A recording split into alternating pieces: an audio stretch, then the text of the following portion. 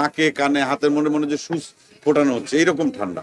এর ভেতর এই চরিত্রে অভিনয় করা, এবং ক্রেডিটটা আমি স্পেশালি নিশোকে দিতে চাই। গল্পটা এই দমের যে মানুষটার, নিশোর গল্প। ছবিটি আমরা শুটিং করেছি কাজাখস্তানে, যেখানে মানে মাইনাস টেম্পারেচার আমাদেরকে অনেক কষ্ট করে শুটিং করতে হচ্ছে। এবং স্পেশালি আমি ঠান্ডা বেশি। হ্যাঁ স্পেশালি আমি নিশোর কথা বলবো।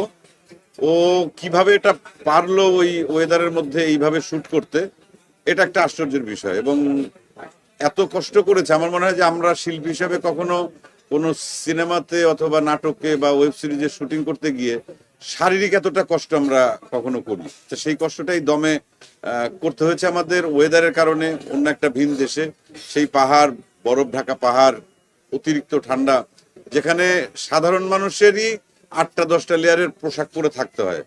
মানে ঠান্ডা বাতাস এরকম যে নাকে কানে হাতের মনে মনে যে সুচ ফোটানো হচ্ছে এইরকম ঠান্ডা।